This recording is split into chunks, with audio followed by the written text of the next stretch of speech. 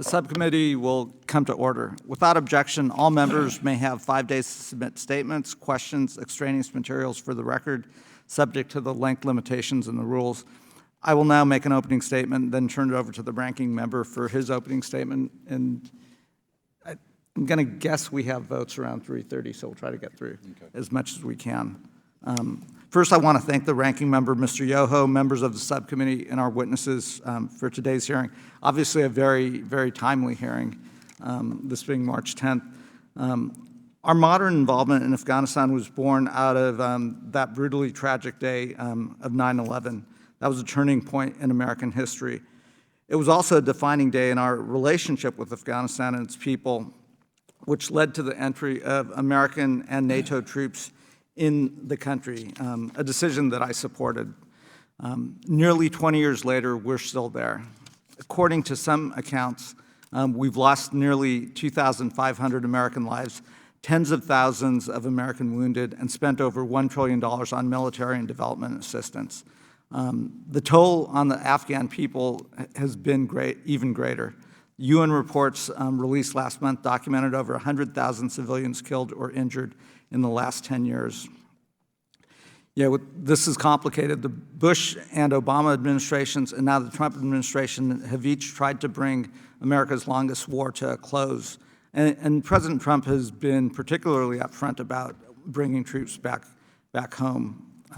With that, he's empowered former U.S. Ambassador to Afghanistan, Zalmay Khalilzad, to negotiate directly with the Taliban, which led us to the signing of the recent peace deal. The U.S. Taliban signed peace deal calls for complete U.S. withdrawal from Afghanistan, U.S. troop withdrawal from Afghanistan within 14 months. That was in exchange for Taliban commitment to not provide safe harbor for those who attack the U.S. or our allies. The next phase is negotiations between the Taliban and the Afghan government, but as we've seen, the Afghans have formed two governments, so that clearly looks like it'll be a difficult negotiation. And then the signing came after a successful 7-day reduction in violence. Thus far, it does indicate that neither the U.S. Taliban or Afghan government carry out any offensive security processes, which we've also seen is going to be very difficult.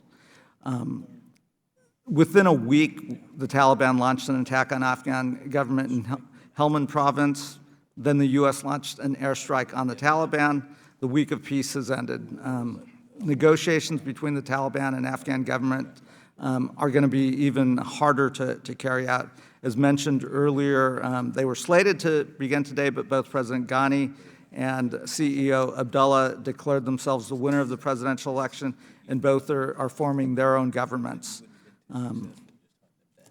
We've got distinguished witnesses here today who have gone through this process previously, both in Republican and Democratic administrations, and understand the complexity of where we go from here. I take at face value President Trump's desire to help bring to a close, and the ranking member and I have had conversations about this, and we don't see this as a partisan issue. I think there's an overwhelming sentiment in Congress that we would like to bring a close to America's longest war, with an understanding and recognition that we do have security interests there. We do want to create an environment where we're not going back to Afghanistan 10 years from now, facing a new counterterrorism threat. And I look forward to the testimony of the witnesses and the insight that they can offer, as well as the members on this subcommittee, on how Congress, working with the administration, can move forward in this process. And with that, let me recognize the ranking member, Mr. Yoho, for 5 minutes. Thank you, Chairman, and I appreciate you holding this hearing today and looking into a path forward for peace and stability. And I find it interesting that you're okay going into Afghanistan. I wasn't. I was a civilian, and as I think you were. We're on different sides there, but I'm glad we're at where we're at today. I'd like to welcome our witnesses today, Ms. Laurel Miller from the International Crisis Group, Mr. Douglas Lute from the Belfer Center, and Mr. Luke Coffey from the Heritage. I'm sorry, Ambassador. I meant to say Ambassador. I look forward to hearing from all of you on the prospects of achieving lasting, and I'm going to say it again, lasting peace in Afghanistan. The peace deal signed between the representatives from the United States and the Islamic Emirate of Afghanistan, known as the Taliban from here on out in this, a deal that was 18 months in the making, was a momentous step forward in paving the way for peace in a conflict that has lasted almost 2 decades and claimed the lives of thousands of Americans along with tens of thousands of Afghanistan soldiers and civilians and trillions of dollars. To the American men and women who gave their lives in Afghanistan along with the many thousands who served, we owe a debt of gratitude, and we have to make sure they get taken care of from here on out. We can repay that debt now by ensuring their sacrifice was not in vain and secure a genuine and lasting peace for the people of Afghanistan. Under the terms of the deal, our forces will withdraw during a 14-month time frame with over 4,000 troops set to withdraw in the first 135 days. Prisoner exchanges are also part of the deal, where a number of Taliban prisoners will be exchanged for Afghan security forces taken prisoner. This agreement is not an easy one to make, and I applaud the administration for arriving at a mutually acceptable terms for a conflict that still breeds an incredible amount of hate and distrust. However, the road ahead for peace is a long one, and the United States must remain vigilant in preserving the terms of the deal between the Afghan government and the Taliban. Most importantly, this deal must ensure that Afghanistan will never again become a safe haven for terrorists again. One of the major factors determining the stability of this deal lies in limiting the outbreaks of violence, like the episode we have seen in the weeks following the signing of the peace deal.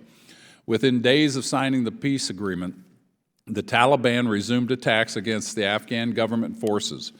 U.S. forces responded with the airstrikes against the Taliban soon after as a defensive strike to disrupt their advance on Afghan security forces.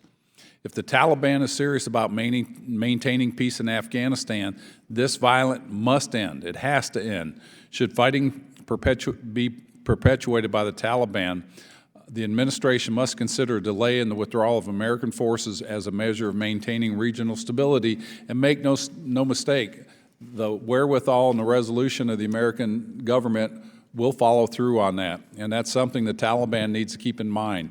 Many barriers stand in the way of peace in Afghanistan. It is the hopes of this subcommittee and Congress as a whole that a peaceful end of America's involvement in Afghanistan can be reached without jeopardizing innocent Afghan lives living under the democratically controlled areas of that country. America continues to stand for freedom and liberty abroad, and I look forward to hearing from our experts today on how we can continue to responsibly export those values while avoiding unnecessary entanglement in bloody conflicts on foreign soils. And I yield back. I'm pleased to welcome our witnesses to today's hearing. Ms. Laurel Miller is our first witness, is currently the director of the Asia program at the International Crisis Group and is a former acting State Department Special Representative for Afghanistan and Pakistan. Ambassador Douglas Lute most recently served as the former U.S. ambassador to NATO and as a White House advisor in the Bush and Obama administrations on Afghanistan. And Mr. Lute Coffey is the director of the Allison Center for Foreign Policy Studies at the Heritage Foundation and a former special senior advisor to the British Defense Secretary. Please summarize your written statements to 5 minutes, and without objection, your prepared written statements will be made a part of the record. Ms. Miller, if you could begin.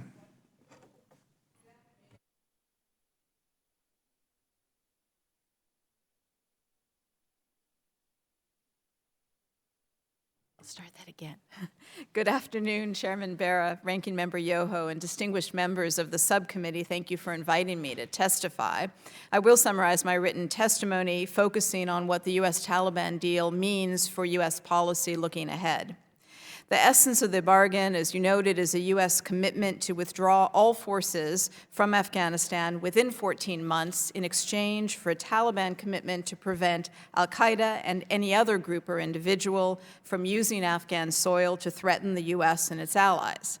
It also includes a Taliban commitment to enter into Afghan peace negotiations, a process that was supposed to start today. The U.S. withdrawal timeline is conditioned on the Taliban's, quote, commitment and action, close quote, on its anti-terrorism obligations. That's all the publicly available agreement says about the drawdown conditionality. The vagueness leaves the U.S. wide latitude to judge the sufficiency of Taliban action in ways that are not spelled out. Debate about the agreement has raised the question whether it is a peace deal or just a withdrawal deal. In my view, this is the wrong question because the first characterization oversells the agreement and the second one undervalues it. The deal is not a peace agreement. Even full implementation would not bring peace to Afghanistan because only a political settlement among the Afghans can do that. The deal does, however, create an opportunity for Afghans to reach a political settlement because it commits the Taliban to negotiate with other Afghans, which previously they hadn't been willing to do. The deal is unquestionably a withdrawal agreement in that it sets out terms for the complete pullout of foreign forces. But the withdrawal commitment is inextricably linked to the potential for a negotiated peace.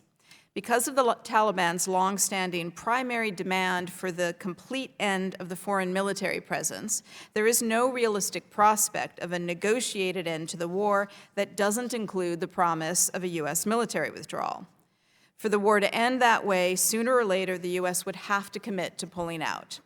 Making the withdrawal commitment prior to the start of the Afghans' peace negotiations was a concession to the Taliban, but it was one the U.S. had to make to jumpstart the talks. Years of U.S. efforts to catalyze a peace process without making that concession had failed. The U.S. has a starker choice to make than some would prefer. Some who are uncomfortable with both endless war and the risk entailed by complete withdrawal have suggested the U.S. military should indefinitely maintain a small number of forces in Afghanistan. That idea fails to grapple with the Taliban's refusal to countenance agreeing to a continued military presence, no matter the size. Either the U.S. can keep forces in Afghanistan, or it can enable the possibility of a political settlement by agreeing to withdraw, but it can't do both. The agreement includes a timeline for complete withdrawal, so it seems that this choice has been made, but the fuzziness of the withdrawal conditionality might indicate the U.S. hasn't fully resolved its internal policy struggle over whether it really intends to pull out, despite President Trump being clear about his preference and despite diminished public support for the deal. For the war, that is. If Afghan talks get going and produce a peace agreement, there will be no basis for the U.S. to keep any forces in Afghanistan, including for a counterterrorism mission. The Taliban would have to change its viewpoint on the presence of foreign forces 180 degrees to accept that. The U.S. would, however, be able to maintain and secure its embassy and provide necessary diplomatic and financial support for implementation of an agreement. If the peace process collapses, however, the war will persist. In that scenario, if the U.S. decides to keep troops in Afghanistan, it's doubtful the numbers could dip very far. The Afghan government would not likely consent to a force presence focused only on serving U.S. counterterrorism interests and not postured to back up the government in its existential fight against the insurgency. If the U.S. withdraws fully in the absence of a settlement, the conflict would spiral into an intensified, multi-sided civil war. The embassy would probably have to be evacuated, and assistance would be greatly reduced. It's also possible that Afghans will negotiate just long enough for the U.S. to finish its withdrawal. That risk can be mitigated, but not eliminated. Another unavoidable risk is that they conclude a peace agreement, but it later falls apart, as many do. The next stage of talks is going to be much tougher than the one just finished. The Taliban have not had to make any difficult compromises yet, so their willingness and ability to do so hasn't been tested. And on the other side of the table, political disunity among factions and ethnic groups is a grave problem. It's not clear yet whether the maximalists or those more amenable to compromise will be dominant on either side. Even with these and other likely problems, pushing for the best use of what chance there is for a peace process to work is better than any of the alternatives. Thank you. Thank you, Ms. Miller. Ambassador Lute. Thank you, Mr. Chairman, Ranking Member. Thanks for this opportunity to appear today to discuss Afghanistan. In this statement, I'll briefly outline my views on the vital U.S. interests at stake, the recent agreement between the United States and the Taliban, and some thoughts on the way forward. As background, I served for 6 years in the White House under Presidents Bush and Obama, helping to coordinate our efforts in Afghanistan and the region.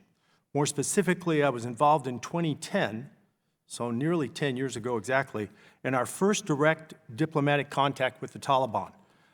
This was based on the political commission that was at that time located in Doha, Qatar, and I helped oversee, with others, our continued outreach to the Taliban through 2013, when I moved out of the White House and became the U.S. ambassador to NATO. Let me begin my statement today where all U.S. policy discussions should begin: American national interests.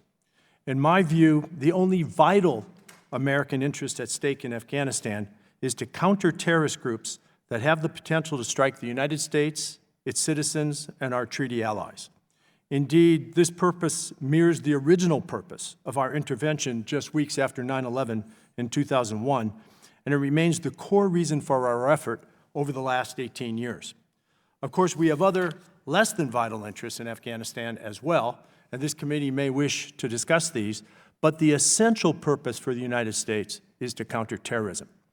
In my estimation, we have largely achieved our counterterrorism objective today. Al-Qaeda is much diminished in Afghanistan and Pakistan, with most of its senior leaders killed and those who remain marginalized. The threat from Al-Qaeda and its affiliates is greater elsewhere, including Yemen, Somalia, and Syria. There's a branch of the so-called Islamic State in Afghanistan, but I've seen no evidence that that branch represents a threat to the United States today, and it is actually under pressure from the Afghans, including, ironically, from the Taliban. This potential Islamic State threat should be monitored. I begin with this point about America's vital interest because that interest is at the heart of the recent agreement with the Taliban. The agreement could actually be retitled an agreement on countering terrorism, because that is what it actually promises. In return for the gradual withdrawal of American and allied forces from Afghanistan, the Taliban have agreed to take steps to ensure that transnational terrorists will not operate from Afghanistan. On these points, the agreement is the most significant step forward in the past decade. The agreement, however, does not deliver peace, and here I agree with Laurel Miller's comments. While it is a step in the right direction, the path to peace will be long and extremely difficult. We are likely years away from an agreement among all Afghans, including the Taliban, on how Afghanistan will be governed and when violent conflict will end. While the United States and other international players can set the stage for such progress, only Afghans can deliver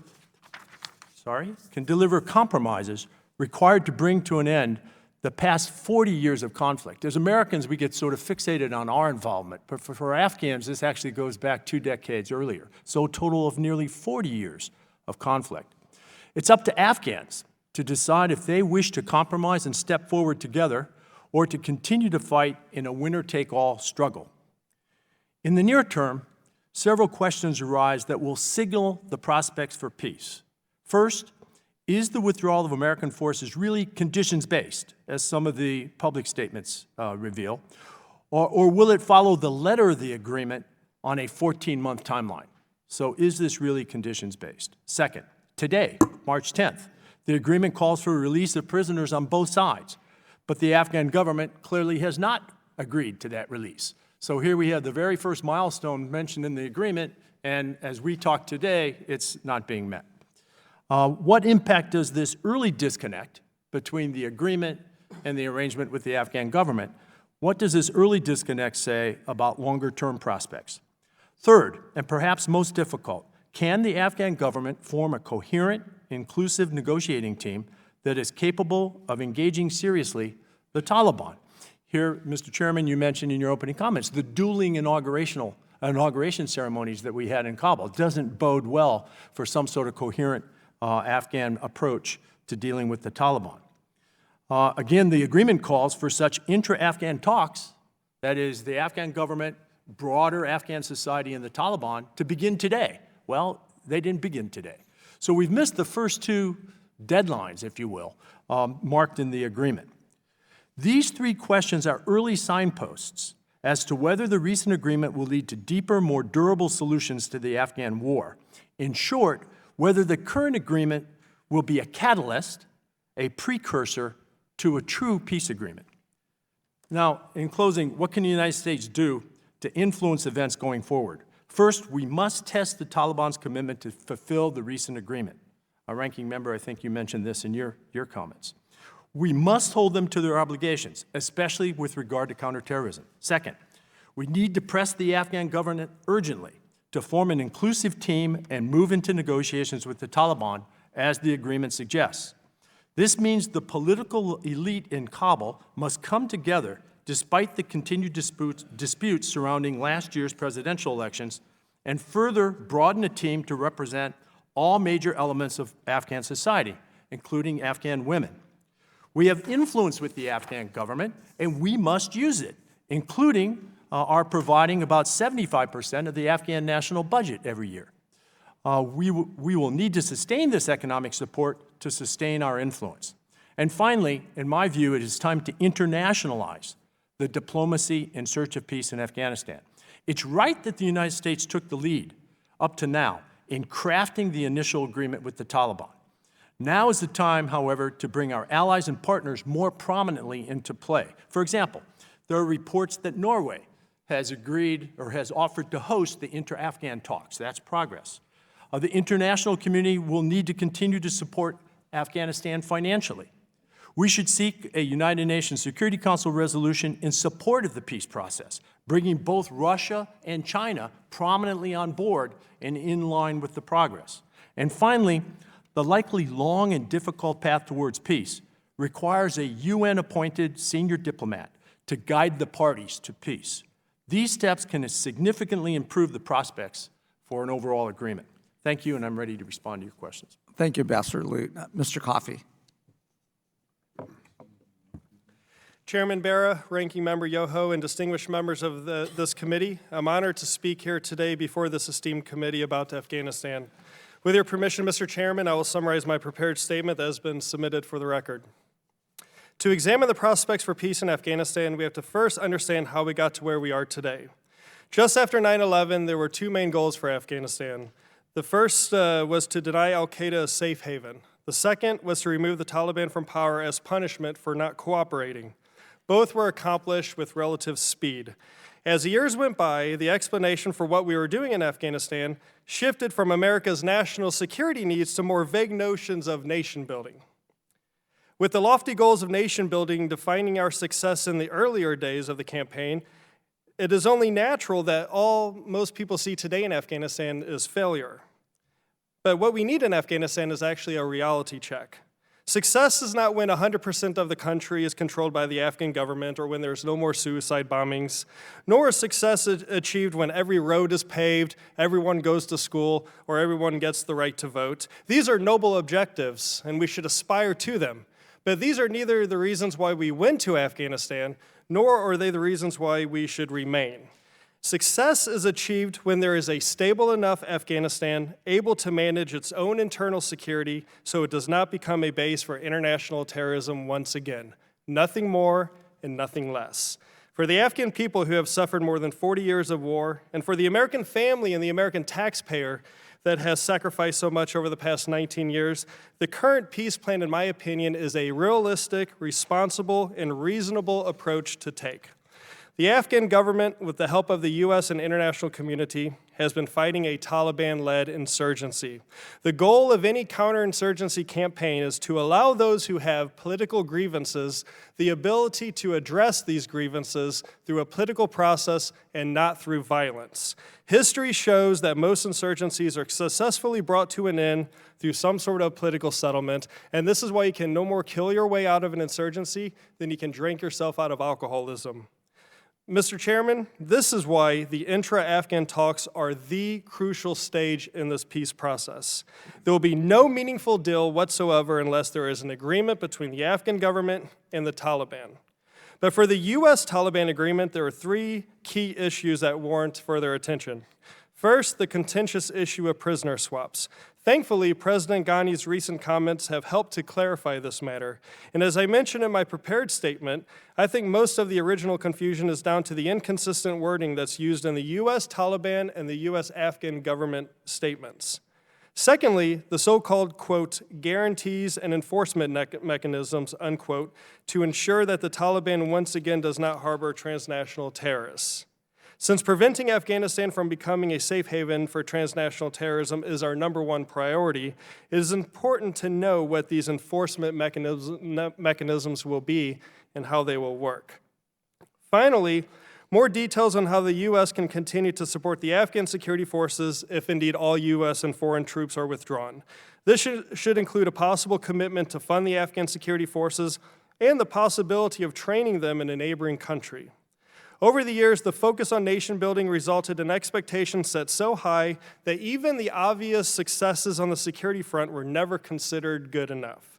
You often hear that the Taliban are on the front foot or that the past 19 years were for nothing. This is nonsense. The Taliban today is nothing like the group in the mid-1990s when it seized major cities like Kandahar and Kabul using tanks and military aircraft. On September 10th, 2001, the Taliban controlled 90% of the country, including every major urban center and every major road network. Today, according to my open source analysis, the Taliban probably controls about 11% of Afghanistan's districts.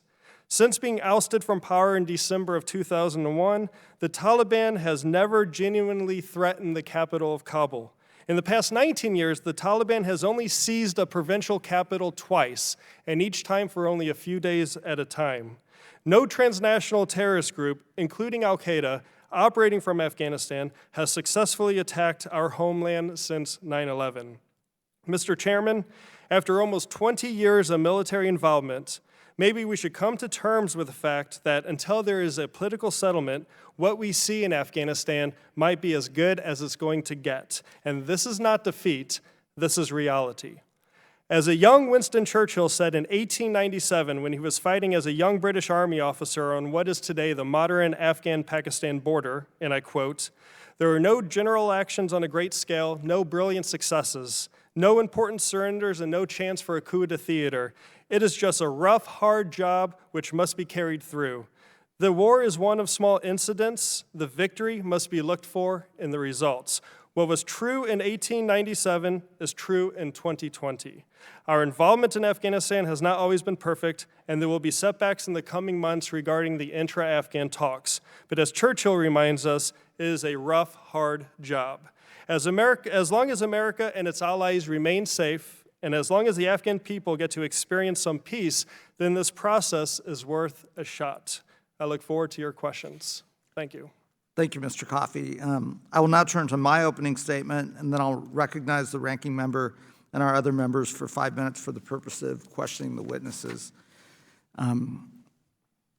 You've all laid out the complexity of this and how difficult this is. Ambassador Lute, you've had a long career, first 35 years in the military, and then at the highest levels of the Bush and Obama administration working on these very issues that we're talking about and directly negotiating with the Taliban. I think you've outlined our national interests and objectives, which I think all the members up here would agree in the counterterrorism space.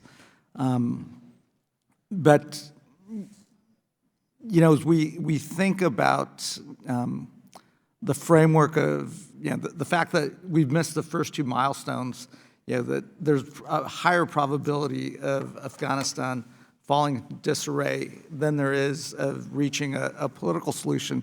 I'd be curious of what you see the U.S.-Taliban relationship moving forward if Afghanistan is to fall into a civil war. We've got our interest on the counterterrorism side. I don't think there'd be an appetite, if we withdraw fully of our troops, and let's say, Kabul's under siege, to now ramp up and send, another 100,000 troops into Afghanistan to try to save I don't think the public will would be there, and I'm not certain the congressional will would be there. And how do we kind of balance this from your military experience as well as your understanding? Because I'd hate to see that situation where we're watching the country fall apart into a civil war, Kabul under attack, and trying to decide what we do. So, Mr. Chairman, I think of the three potential options. So continued stalemate, a peace agreement of some sort among the Afghans, and civil war. The worst possible outcome is civil war. I mean, we're better off staying where we are, despite the costs at stalemate, than we are letting this slip into civil war. And the reason for that is that it would risk our vital national interests. It would be uncontrollable in terms of monitoring and contending with transnational terrorists if there's complete chaos in Afghanistan. So the one thing we certainly want to avoid is worsening the situation, and that would be civil war. But there's a risk of that. If we withdraw precipitously and just leave this to the Afghans, and not stay involved politically, and not continue to finance the Afghan government and their security forces, there's a real risk that we could realize that worst possible outcome. You know, if you were to put a percent, your best guess on those three possible outcomes, I agree with you. The worst possible outcome is a full-blown civil war. So that means, I won't ask you to put percentages on there. But that means we've got to put our full effort in trying to find an inter-Afghan peace deal. And maybe I'll ask Ms. Miller this because you've been in the middle of this. What are the, things that we should be doing at the congressional level and the administration certainly, but what's the prospects of, one, an inter-Afghan peace coming together, and then the Afghans finding a solution with the Taliban that doesn't devolve into kind of a civil war?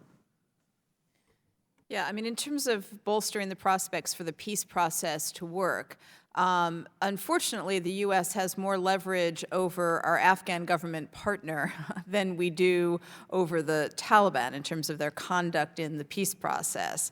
But there are problems on the Afghan government side, and Doug alluded to them, that they are not organized for the talks. They do not have a coherent negotiating team. They've not been able to develop consensus positions on their side. So there is a need to be exerting leverage on the Afghan government side to get them to be willing to negotiate in good faith. I mean, there has been a lot of discussion of the concern about the maximalists on the Taliban side and those who may not be ready to make peace, but there are also maximalists on the Afghan government side, those who really are not genuinely interested in any kind of agreement that incorporates compromise. The U.S. also needs to be engaged intensively diplomatically with the countries of the region. With Pakistan, that continues to have influence over the Taliban, and although not directly with Iran, indirectly through other governments that do have relationships with Iran. And so that has to be an ongoing feature, even if the peace process gets going, not just to get it to launch. So there has to be very active diplomacy. There are also a number of practical steps that the U.S. can take, including to ensure that a mediator is appointed. I don't think it has to be a UN person. It could be another individual. But to ensure that the peace process itself is structured in a way that maximizes the potential for it to operate effectively. And there are a lot of lessons learned around the world from peace processes that can be applied to that. In terms of Congress's role, I do think at some stage, if there's a peace process going, that if the U.S. is in a position to signal that it will continue to provide some financial support if there's a peace agreement for its implementation, is something that can be useful in enabling the administration to exert what leverage the U.S. has. Thank you for that, and I'm out of time. Let me recognize the ranking member, Mr. Yoho. Thank you, Mr. Chairman, and thank you all for testifying. And I'm not sure where to start here. I'm going to start with you, Ambassador Lute. You're talking about all discussion should focus and begin with national security, and I agree with that. And then we were talking about peace in Afghanistan. How do you define that? Because if you look at the history, I mean, there's been corruption, there's been all this stuff going on. I'm doing a quick search on that for a long time. And then prior to the war, as Mr. Coffey, you said Taliban controlled roughly 90% of that territory. So it was kind of a tribal type of organization, right? As far as the cohesiveness of any kind of structure in there. So what do we define as peace? Because I agree, we need to back out of there.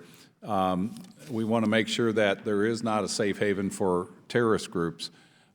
What is an acceptable level of conflict that we know is probably going to be there? Well, I think peace would involve, on the conflict spectrum, essentially an end to this insurgency. So the Taliban and the Afghan government would have to come to compromise terms that undoubtedly, given the Taliban's position, will feature some sort of compromises that share power between the Afghan government and, by the way, the other Afghan political elite, because, as we've seen, the Afghan government itself is not coherent. Right. But among those parties and the Taliban. So peace would fundamentally mean that the fighting ends because the Taliban believe that they're sufficiently represented in a new power-sharing arrangement, perhaps a geographically bifurcated arrangement where the Taliban, for example, would have more control over rural Pashtun areas, while the standing political elite in Kabul more control over the large urban areas. But some sort of geographic power-sharing arrangement that allows the Taliban to set down their arms. And that will be, as we at one time said, Afghan good enough. Is that something y'all feel like Norway, the Norwegians, can broker? Because when we sat with our negotiator, and he was saying they came to kind of a consensus with the people of the Taliban that they would accept some of these negotiations on peace deals. Not all the factions of the Taliban had agreed to who was in charge.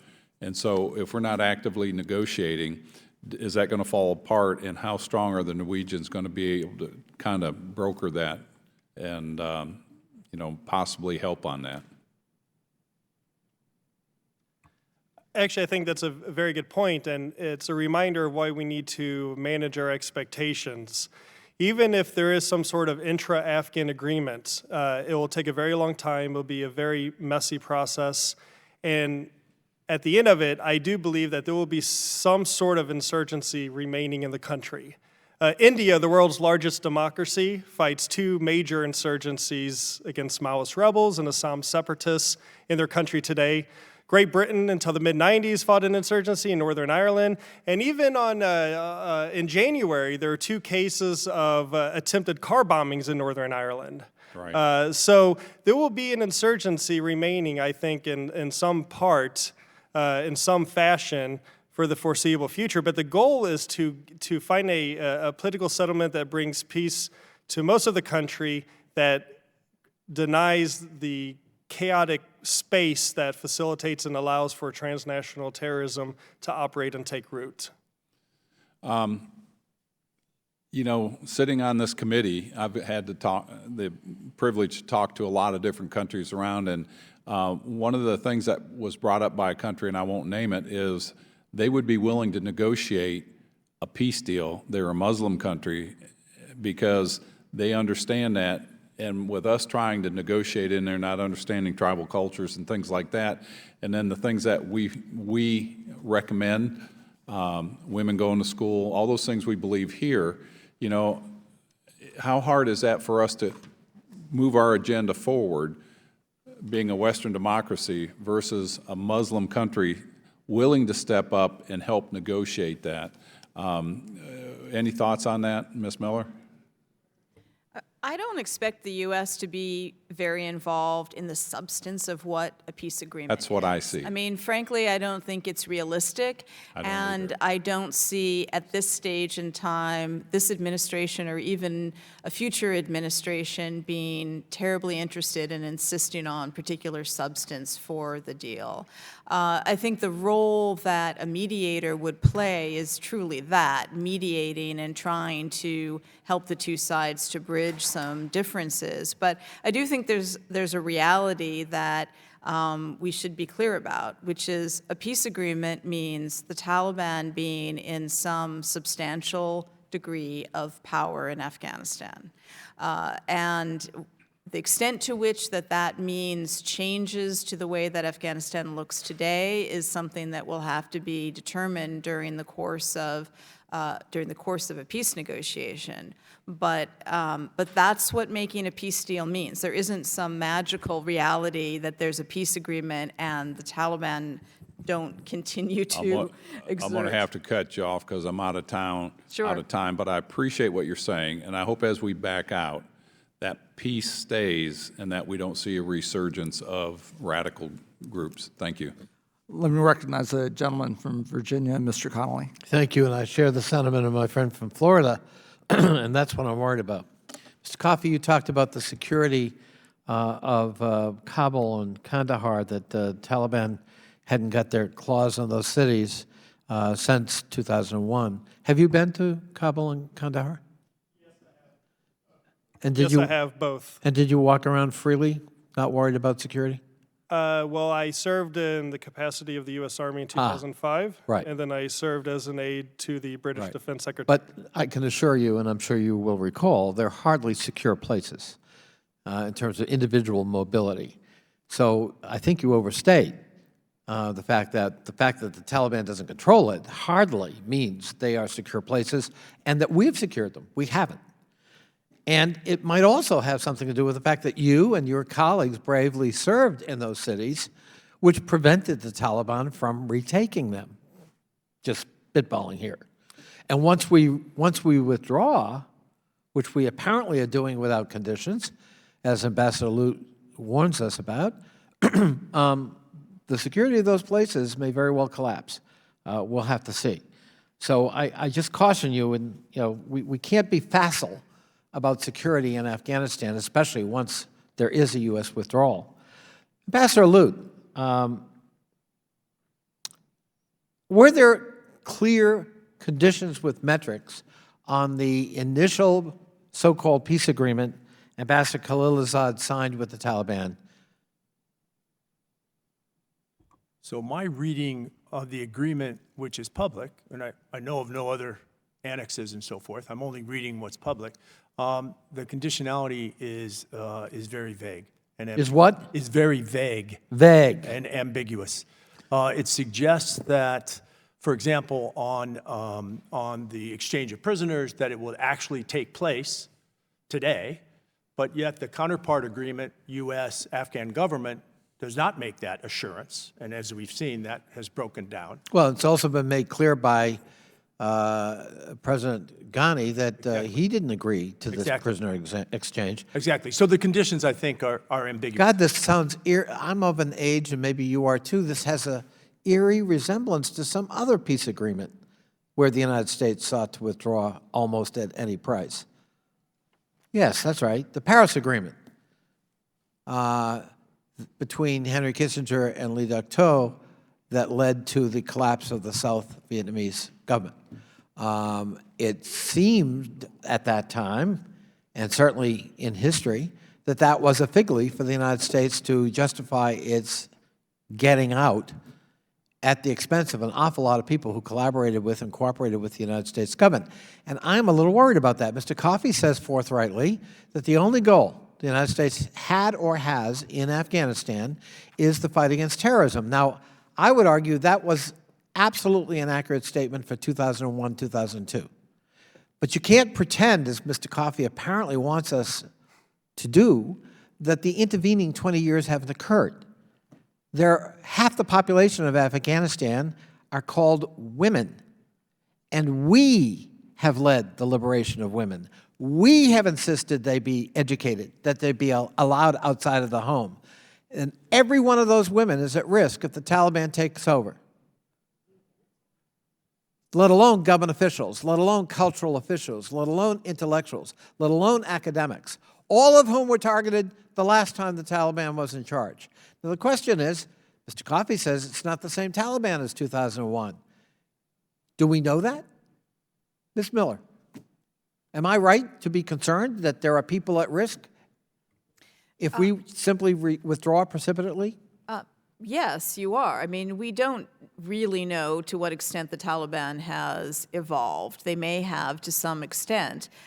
They claim to have, but they are extremely vague themselves about what their political vision is for Afghanistan. And if there was a withdrawal without a peace agreement, I do think you would see an intensified, multi-sided civil war, probably reminiscent of what we saw in the 1990s. On the question of the conditions, I agree with Doug that they're extremely vague. You could read that one of two ways. You could think, if you don't think the U.S. Should withdraw, you could think that's a good thing because it gives the U.S.-wide policy latitude to decide that unspecified conditions aren't met. On the other hand, it also gives the U.S. the policy latitude to simply abruptly withdraw whenever it chooses. Yes. My concern is that there are unwitting victims who trusted the United States and its allies for 20 years. We may be tired of the war. We have reason to be tired of it. But we are where we are now. We're not back in 2001. And we created these circumstances domestically in terms of higher expectations. And every one of those people with those expectations is at risk of a Taliban takeover if we would withdraw precipitately without conditions that are clear, with metrics, and with the consent of the Afghan government. Otherwise, this looks like a cut-and-run kind of deal to protect the United States and only the United States. Thank you, Mr. Chairman. Thanks. Let me recognize the gentleman from Pennsylvania, Mr. Perry. Thank you, Mr. Chairman. I'm going to be the last guy up here to blame the United States for the problems in Afghanistan. We might have contributed to them with good intentions that went wrong, but they were good intentions nonetheless. And it's up to the problems of Afghanistan are born in Afghanistan. Let me say that. And just to continue the record regarding Vietnam, let's remember that there was a Congress that removed all funding from the military in Vietnam and left a Republican president no choice but to, as some people say, abandon our friends there. With that having been said, maybe Mr. Coffey, who are we depending on to ensure, as I understand it, that the Afghan soil will not be used against the security of the United States and its allies? Who are we depending on to make sure that that's the case? In my opinion, this is one of the biggest questions resulting from the agreement with the Taliban. All it says is that there will be some sort of enforcement mechanism. There are no details whatsoever what this will be. And I think as policymakers start looking at this in more detail, we have to be worried about second and third order effects. For example, just one hypothetical scenario I could quickly paint is that we have the Gulf states are the trusted intermediary to observe this, and then a sizable amount of Gulf state military focus and capability and planning and resourcing is now devoted to Afghanistan at a time when Iran is being very active in the region. So again, we have to think about the second and third order effects on how we go about implementing this policy, but I agree it's completely vague. And right now, if you take it at face value, it's basically trusting the Taliban, which is let me questionable. just add, for the record, too, that I, like most Americans, want to see us finish the mission and come home and be out of Afghanistan. At the same time, I find it abhorrent that we would hand any bit of it over to terrorists, the enemy, et cetera, and leave it in those circumstances. But I think your point is well made, and that's a huge concern. Let me ask, and if you want to impart on that a little bit more, just for the interest of time here, Mr. Ambassador, in light of what Mr. Coffey said, and assuming you kind of agree with that, if you want to embellish the point, what are our options as the United States if the Taliban, or the Afghan government for that matter, doesn't live up to its end of the deal? What are our options? Well, we conduct, Congressman, we conduct counterterrorism operations offshore and from secure land bases all over the world, where we don't have, as we do in Afghanistan today, 13,000 American troops, which actually, the presence of those troops, in no small part, is the rallying cry for the Taliban. Sure. So there are techniques and methods that were not on the books in 2001 when we were attacked, that over the last 20 years, we've not stood still. And we have much greater intelligence capacity, especially penetration in that region, than we had prior to 9/11. We have much greater, much more sophisticated strike options to enforce the counterterrorism provisions of the agreement than we had 20 years ago. So I believe we can conduct counterterrorism in Afghanistan, if necessary, to enforce the agreement, much as we do elsewhere around the world. So let me just develop that a little bit. Would you agree that some of our intelligence prowess in Afghanistan, enhanced as it is prior or in comparison to 20 years ago, one of the functions of that must be because we have human intelligence on the ground. We're all over. The United States and its allies are all over Afghanistan right now. But once we leave, certainly I think that it's going to be diminished. Would you agree or not agree? The presence of 13,000 American troops. Not only 13,000 American troops, not only, Okay, go ahead. And others, right, do give us human intelligence that's very useful. But we also have sophisticated technical intelligence that we didn't have at the time. So with the political we're environment here, what we're potentially expecting this week or in the following weeks regarding an AUMF, we might have the capability. We have the capability to reach out and touch anybody around the world, but is the political will going to be there to do that? And are we going to have the approval of the Afghan government to come to their country and conduct counterintelligence or counter terrorist strikes in a sovereign nation without our presence there on the ground? But if they approved of our presence on the ground, then it seems to me, even with a diminished presence, they'd approve of our support with. We're making an agreement right now to leave. I mean, we all agree with that. As to the potential of an AUMF, I mean, I'm not the best expert in the room in terms of the prospects of a new AUMF, but the one that exists gives us sufficient latitude, as we've demonstrated in the last 20 years, to strike pretty much wherever we want to around the world if American security is at risk. But thank you. I have to yield. Thank you. Let me recognize the gentleman from California, Mr. Sherman. A cynical politician, and I'm sure there are none of them here, would say that the administration would benefit the most with the maximum possible withdrawal accomplished by this fall, so long as the Taliban did not have the maximum possible power until next winter. The Israelis have come to the conclusion that often they cannot destroy a terrorist effort. They instead talk of mowing the grass. And so we either stay in Iraq, rather in Afghanistan, or we use our air power to make sure that terrorist groups don't have anything as big as Tora Bora ever again. We're not going to be able to prevent them from finding an apartment to plot something. They plotted 9/11 in an apartment in Hamburg. We went into Afghanistan. We failed. At the beginning, to create a viable and popular government. We did so in part because we were distracted by the invasion of Iraq, but in large part we failed because Pakistan did not want us to succeed. Pakistan would feel itself at great strategic problem if it had enemies both to the east and the west. And the Durand Line, which is the international accepted border between Afghanistan and Pakistan, is accepted internationally except by Afghanistan.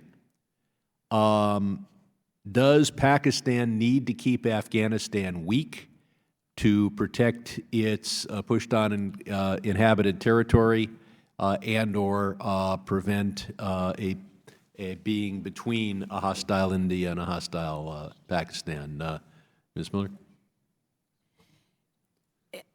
I wouldn't necessarily say Pakistan has to keep Afghanistan weak, but Pakistan does want the Taliban back into some share of power in Afghanistan.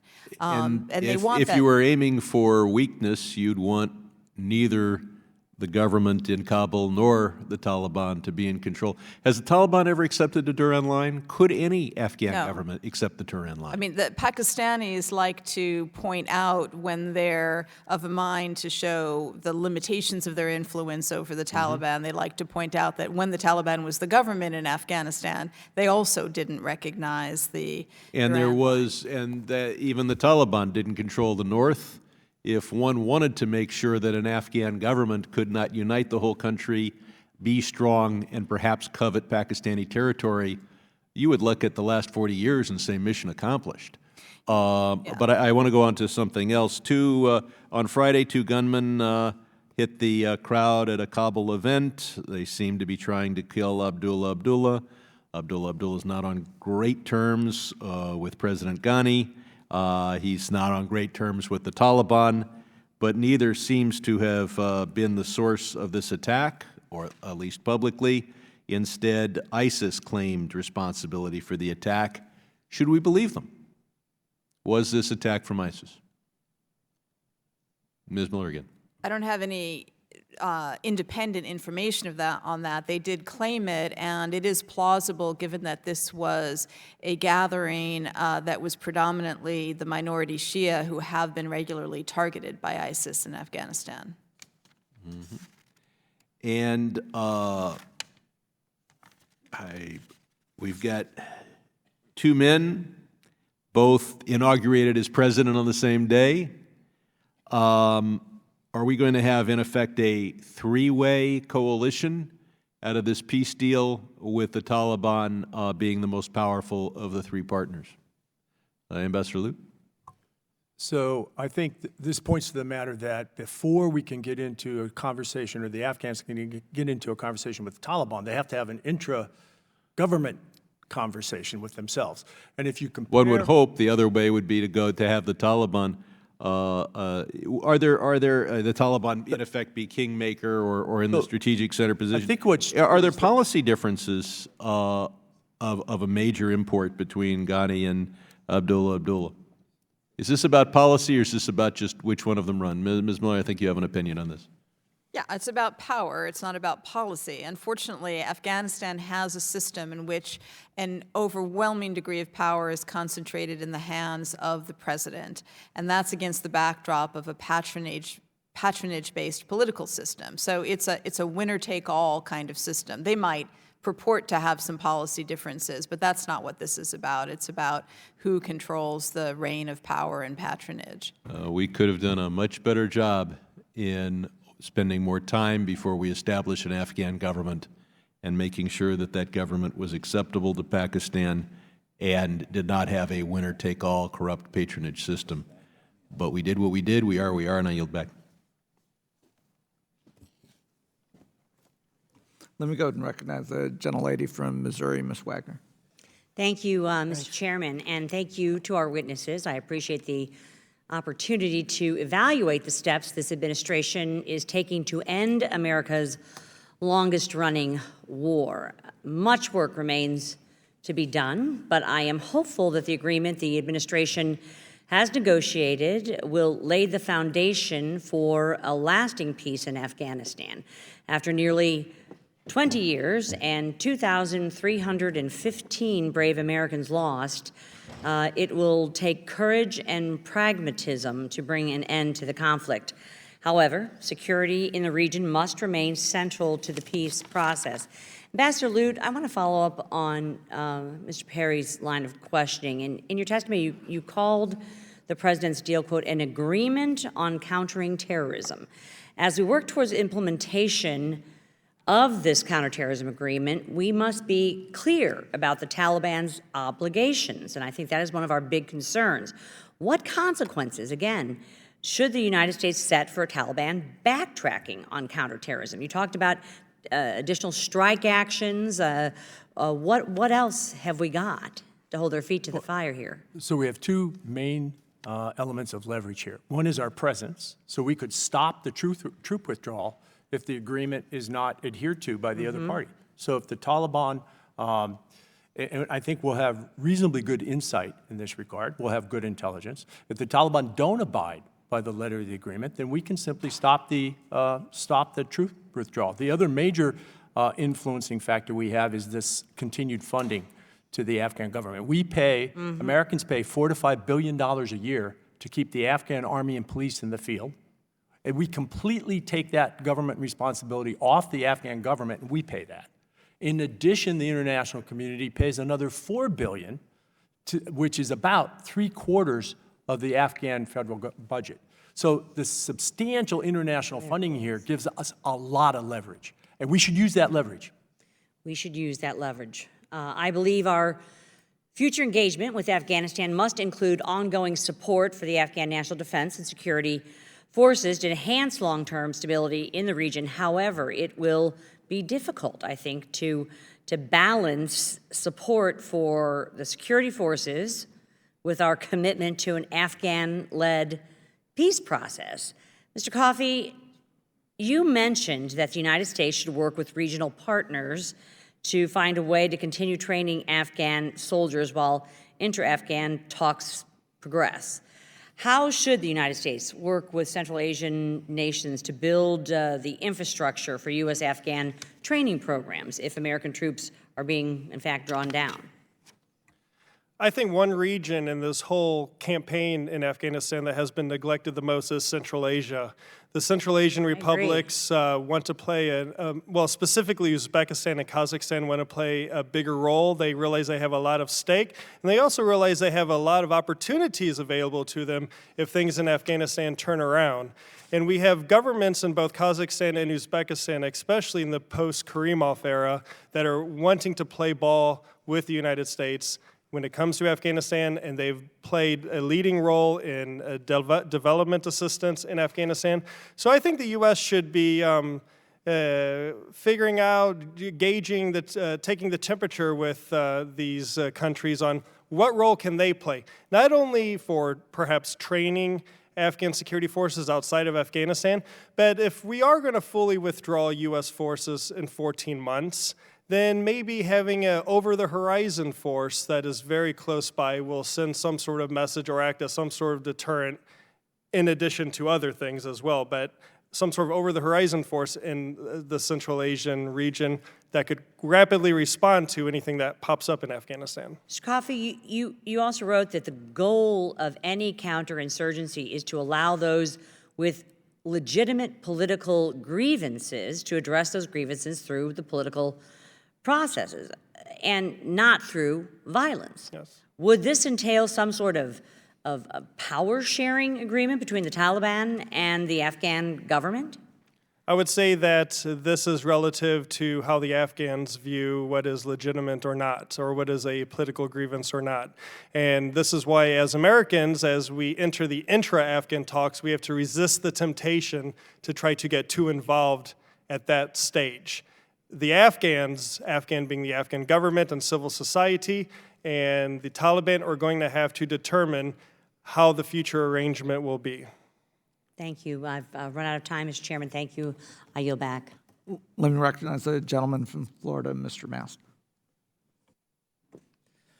Thank you, Mr. Chairman, and I thank you all for your comments today. Like many of my colleagues and some of our panel, I've had the honor of going out into the dark and killing our enemies. It's an honor to do that for the United States of America. I think daily about the toll. I see it every day. I've mentioned it before as I walk into the Rayburn House Office building. You walk in through our horseshoe entrance and you see the wall with the names of our fallen from the War on Terror. I think about it with the men and women that I've seen in places like Walter Reed, those that have been targeted by snipers, those that have ventured across fields of landmines and improvised explosive devices, those whose armored vehicles were struck, those that were in downed aircraft. I think about the empty place settings at the tables of our Gold Star families. Every service member, every Gold Star family should have their chest out with pride for what their service members have done in defense of this nation. They kept our enemies off of our shores. They kept the fight abroad and served with honor each and every day. That being said, I absolutely believe that withdrawal from Afghanistan needs to occur. I do not believe that we should be paying the financial and the human toll of trying to repair or fix Afghanistan. I don't believe that we can fix Afghanistan, personally. And in my opinion, if Afghanistan is captive by tyrants, then they need to fight themselves to remove themselves from that captivity. As I said, I think we need to withdraw. And if peace comes with withdrawal, then even better. But if we withdraw and Afghanistan allows itself to become a place again where terrorism can flourish, and Afghanistan is a place where it becomes a launching point for terrorism, I would offer this as a warning. I believe that the American response, if needed again, would be far more indiscriminate than it's been to date. It would be far more harsh than it's been to date if we were ever forced to return there again. And I offer that as a warning to Afghanis. Now, I want to offer this as well. Whether or not Afghanistan and the Taliban are the same today as they were in 2001, I know for a fact that the United States of America is not the same today as it was in 2001. Our ability to have geospatial intelligence, cyber intelligence, financial intelligence, our ability to go out there and target our enemies is totally different than it was when we began this war. And it's in that I also offer warning for allowing Afghanistan to become a launching point. But it's in that I would ask this question to you all. I believe that a nation can only fix itself. We as Americans, we know that better than anybody. We fixed ourselves. We removed ourselves from tyranny. And to do that, it took toil and suffering and sacrifice. So with all of the comments I've heard about not wishing for Afghanistan to fall back into civil war, I'm not saying that I wish for war, but I see civil war as being the best possible avenue within Afghanistan for them to remove themselves from the tyranny that they fall under, being the Taliban. Why do you all not wish for that conflict to occur, for them to not reach inside internally and remove the cancer that is inside of them and allow themselves to make of their nation what they want? Why do you not want to see that occur? So let me take a stab at that. My estimate is that if we withdraw precipitously, and this slips into civil war, there's a good chance that the Afghan government would not prevail. I think that despite our efforts over 20 years to build capable Afghan security forces, both Army and police, they're still highly dependent on us just to maintain the stalemate today. So if you withdraw that support, I think we slip into a position of Taliban advantage, especially in the rural Pashtun south and east. And this, of course, is along the models of how the Taliban seized power in the mid-90s, after civil war, after an Afghan period of civil war. So I'm concerned with the outcome of the civil war, and I don't think it would be one. I don't think it's a sure thing that the Afghan government would prevail. I thank you for your comments. I thank you, Mr. Chairman. I would offer this one thing to Afghanis. Give me freedom or give me death. Thank you. If the witnesses would indulge, I think we'll do a second round of questions for those members that have some, and I'll recognize myself for that second round. First off, I thank all of you for your service, and you've outlined the complexity here. If I think about this in simple terms, with the three different power centers, obviously you have the Taliban, you have President Ghani, who I think largely is supported by the Pashtun sector, and then you have Abdullah, mostly aligned with the Northern Alliance in that sector. That's simplistic, but in a simplistic way, that outlines some of the complexity. Additionally, I don't know the exact unemployment rate in Afghanistan, but I'm going to guess it's relatively high. I'm also going to guess that the youth unemployment rate, the number of young men that are unemployed, is relatively high. I'm going to guess that there's a sizable number of former Taliban fighters that have been displaced out of Afghanistan that may be residing over the border in Pakistan, et cetera, that if there is peace would return to Afghanistan with nothing to do, without jobs, et cetera. I mean, I guess it's going to be very difficult for this body to continue to justify supporting 75% of the Afghan economy over a long period of time when all of us who do town halls back home, listen to our own constituents talking about how we can't build our own infrastructure, fill the potholes, make college affordable in schools. And that difficulty of justifying that level of financial support for Afghanistan will increasingly be difficult if the Afghans can't come together in some political settlement to govern their own country. And that's not to say that I don't want us to figure out some level of sustained peace, what that looks like. We've invested both blood and dollars there, and we want to give the Afghans a reasonable chance of success. But it's and we've also got a counter-drug mission there with our DEA, et cetera. And as that seems to be the one economic driver that is sustainable in Afghanistan is the opium trade, and so we do have interest there. Not really. That really isn't a question, other than am I capturing the complexity of it? And then it's in a neighborhood where India might have an ability to provide some economic development and financial system. Pakistan's not going to want India to be that close. I guess, Ms. Miller, you've grappled with this for a long time. Is that, again, just at a high level, simplistic, the complexity of what we face? Yeah, no, I think you've illustrated a lot of the complexities, and it's important to remember that a peace agreement, even if it happens, is a limited vehicle for solving these kinds of problems. It can ideally reduce levels of violence considerably by ending the main insurgency, even if there is some continuing violence, but it's not going to solve all of Afghanistan's economic problems, the drug problem, et cetera. It would remove one of the big obstacles to economic growth in Afghanistan, which is the ongoing conflict. But Afghanistan is a place that, it is in a poor, arid, landlocked country that has always been dependent on external resources in some form or another. And I would expect that to continue for a lengthy period of time, even if there is a peace agreement.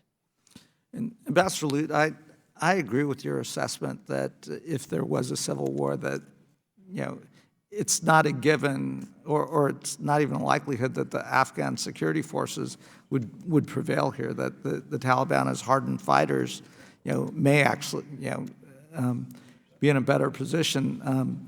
Just from given your military background and understanding of the region and the large investments we've made in trying to create a capable Afghan security force, we've been at it for years now, and some of that has to come from within. We've equipped them probably with equipment that they don't know how to use or can't use in a real capable fashion. You hear the stories of folks just dropping their weapons and cutting and running.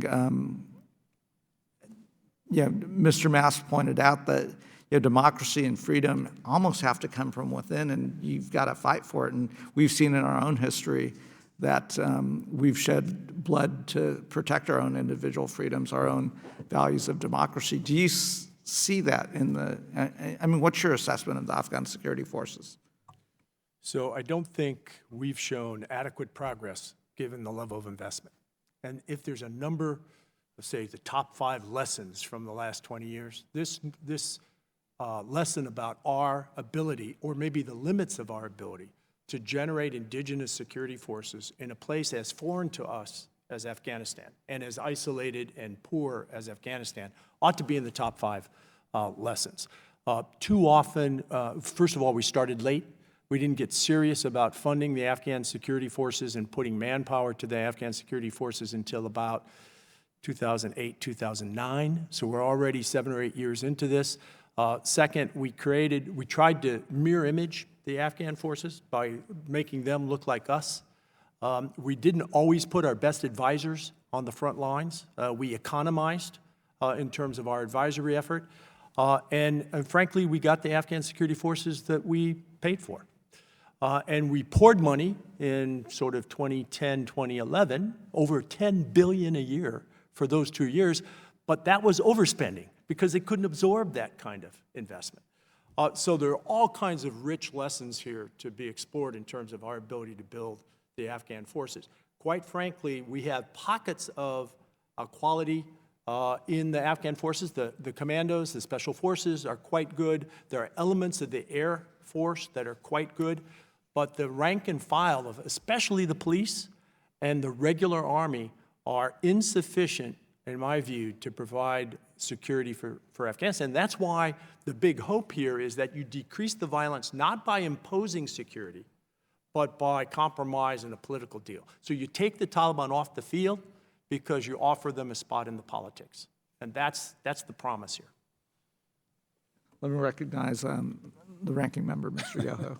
No, I think it's very interesting on which way we go. You know, you got a country that I think the average literacy rate is what, 43%? Illiteracy, yeah.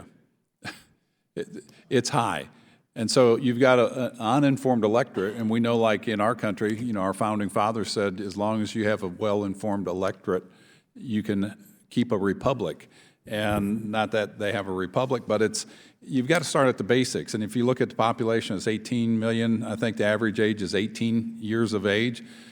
So you've got a whole group of people that have known nothing but war. This is what they've grown up in. This is all they know. They don't know, you know, what we're trying to invoke or place in there. And it's the good work that our military has done, you know, I think, that we've done that.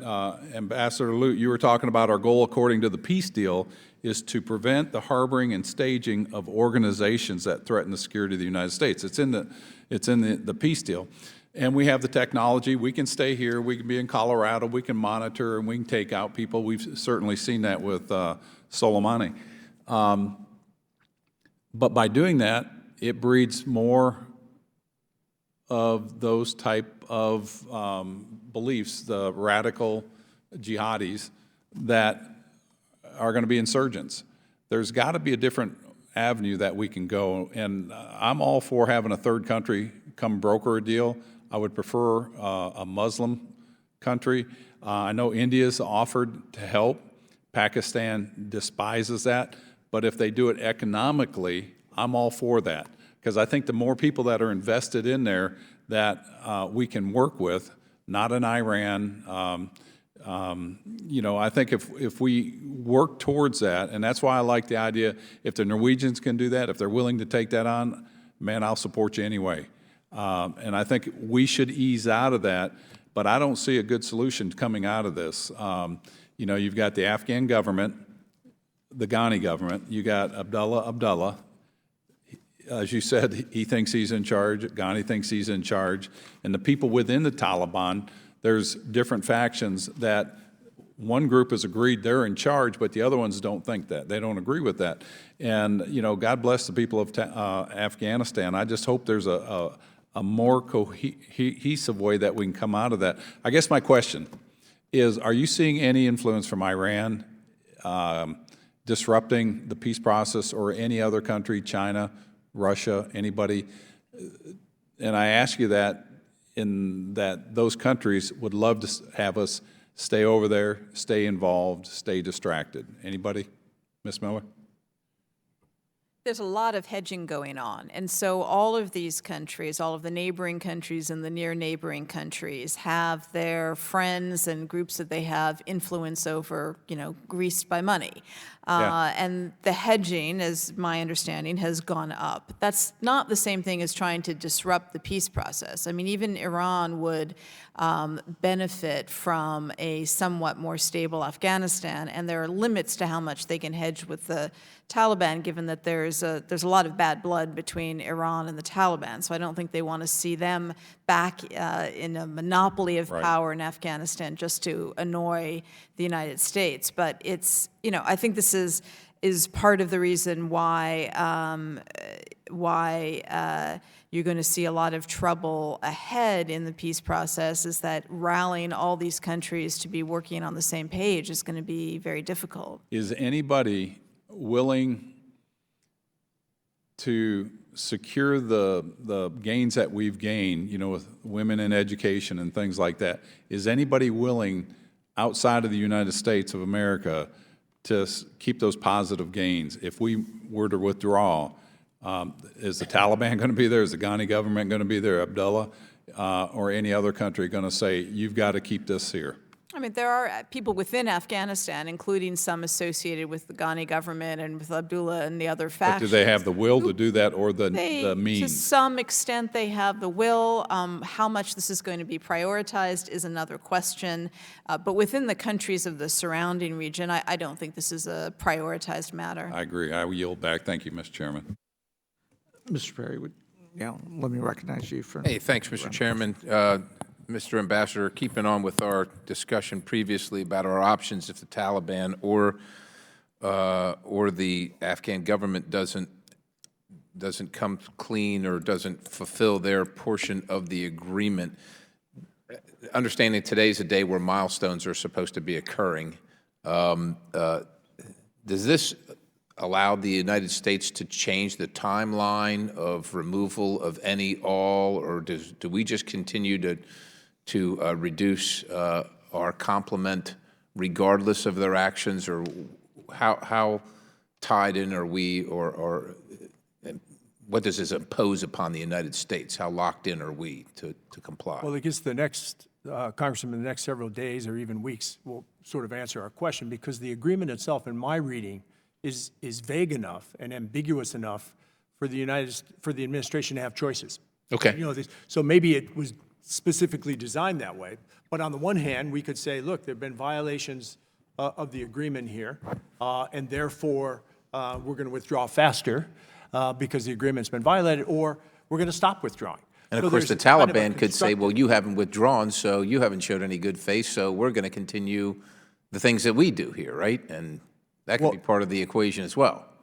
That's right. And then we'd see a breakdown of even this first step agreement, right? So the thing we have in hand right now at least opens the door for the potential of progress. Look, I agree with you. It just it does concern me that and Mast is a guy that these guys that went and served their country and came home, not the same person that they left. I mean, as a person who was privileged to wear the uniform of our country, I think that part of the thing that we have to do as policymakers is honor the commitments and the sacrifices that American service members have made on our behalf. And to me, honoring those commitments isn't just pulling up lock, stock, and barrel and letting the spoils go to the enemy. I can't accept that. But let me ask you this. Let's say that the agreement, for better or worse, goes generally well, but there's still issues with the Taliban. They continue to attack. Maybe they try and advance their position from a terrorism standpoint or from a military standpoint, if you will. Does the agreement preclude the United States, well, maybe better put, preclude the Afghan government from inviting the United States to keep a counterterrorism presence in the country? Does the agreement preclude that possibility, that eventuality in the future? Anybody? Okay, yeah, go ahead. Thank you. Well, according to the wording in the agreement, at 14 months, if everything goes well and intra-Afghan talks are progressing and terrorists are not using Afghanistan as a safe haven, then all U.S. and international forces should be out of the country. Now, whether or not the Afghan government, throughout the course of its intra-Afghan talks, could somehow give a concession that would allow them to negotiate some sort of extended presence of U.S. or international counterterrorism forces. Who knows if this is even a possibility?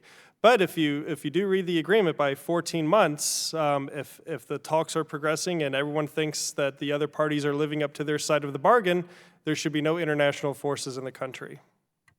Anything to add, ma'am?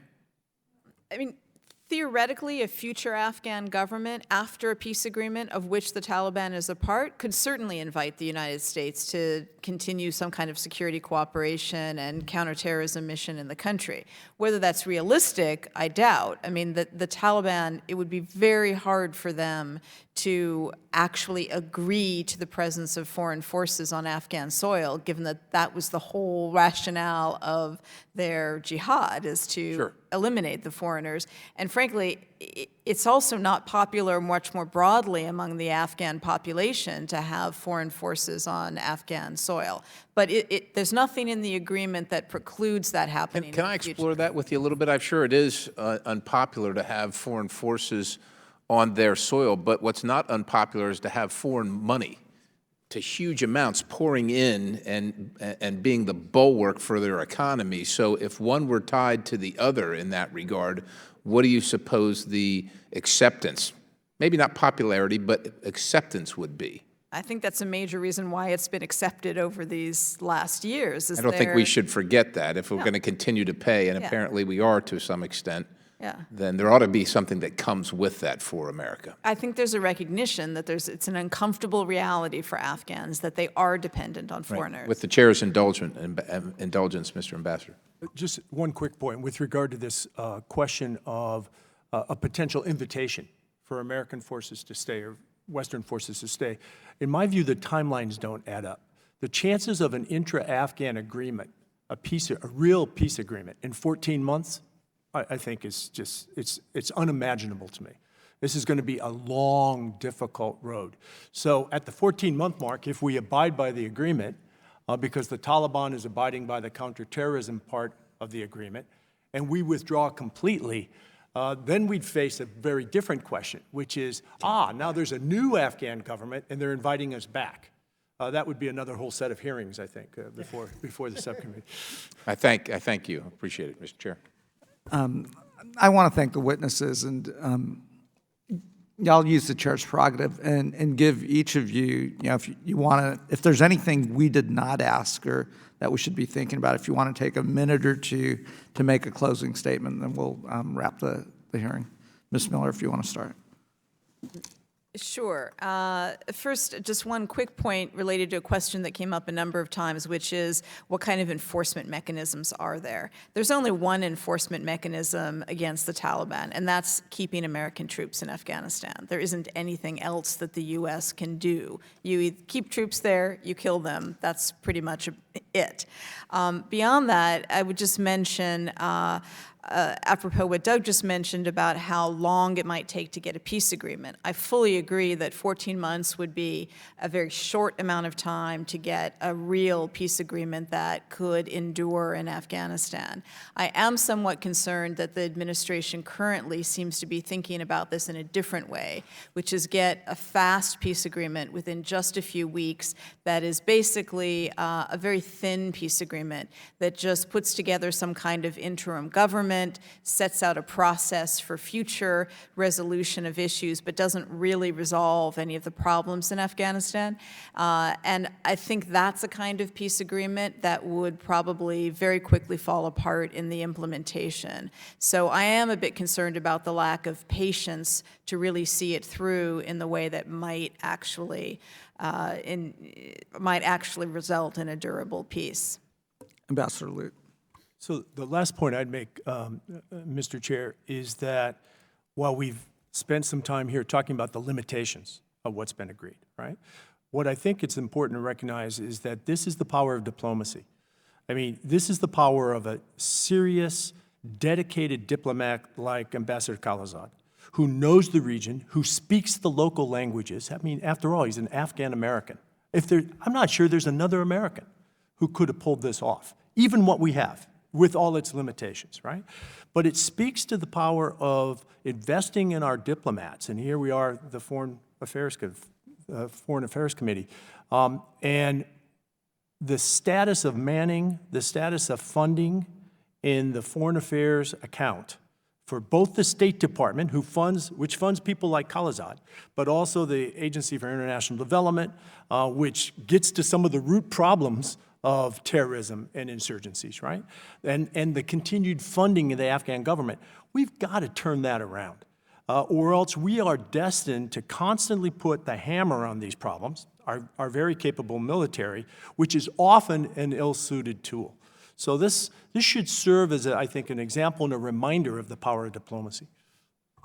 Ambassador Lute, thank you for making that statement. And, as I often do, I do want to salute, not only our troops, but our men and women in the State Department, our Foreign Service officers at USAID and state for representing our country and the hard work that they do every day. So I fully appreciate that point. Mr. Coffey. Mr. Chairman, thank you. 2 points to conclude on. The first one is echoing the need for patience in holding steady, especially in the earlier days and in the early weeks of this process. It's going to be very bumpy.